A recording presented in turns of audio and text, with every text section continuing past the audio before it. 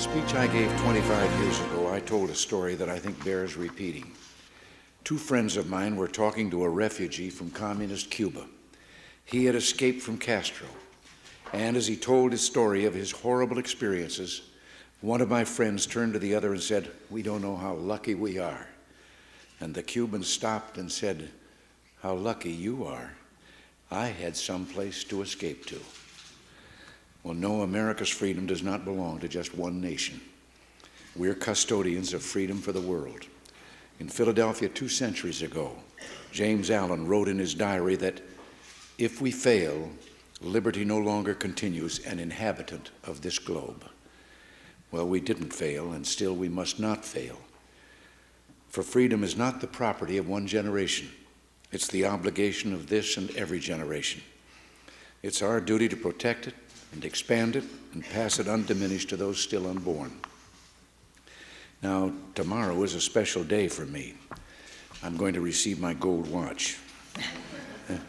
And since this is the last speech that I will give as president, I think it's fitting to leave one final thought, an observation about a country which I love.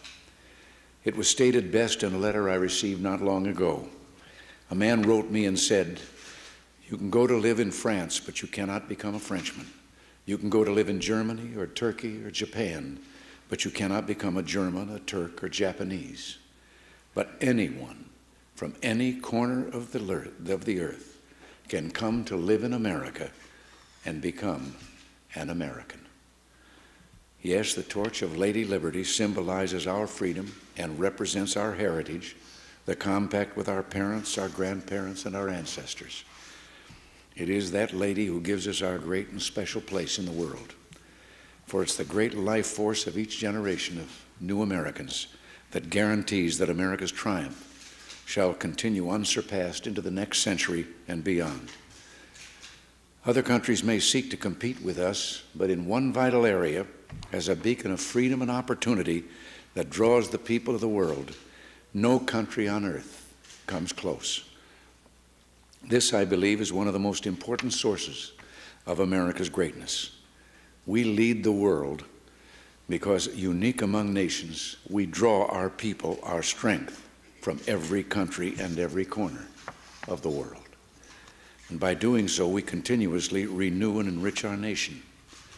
While other countries cling to the stale past, here in America, we breathe life into dreams, we create the future, and the world follows us into tomorrow. Thanks to each wave of new arrivals to this land of opportunity, we're a nation forever young, forever bursting with energy and new ideas, and always on the cutting edge, always leading the world to the next frontier. This quality is vital to our future as a nation. If we ever closed the door to new Americans, our leadership in the world would soon be lost. A number of years ago, an American student traveling in Europe took an East German ship across the Baltic Sea. One of the ship's crew members from East Germany, a man in his 60s, struck up a conversation with the American student. After a while, the student asked the man how he had learned such good English, and the man explained that he had once lived in America.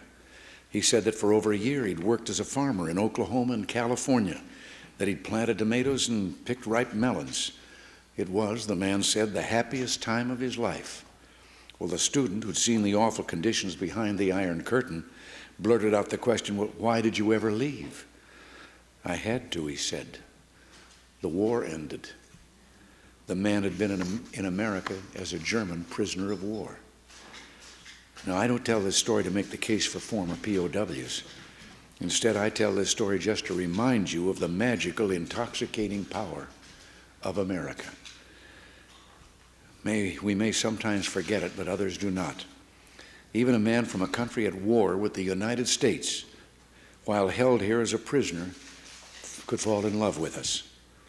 Those who become American citizens love this country even more, and that's why the Statue of Liberty lifts her lamp to welcome them to the golden door.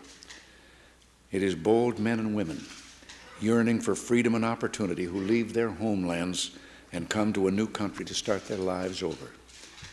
They believe in the American dream, and over they make it come true for themselves, for their children, and for others.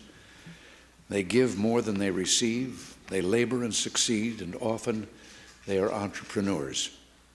But their greatest contribution is more than economic, because they understand in a special way how glorious it is to be an American. They renew our pride and gratitude in the United States of America, the greatest, freest nation in the world, the last best hope of man on earth.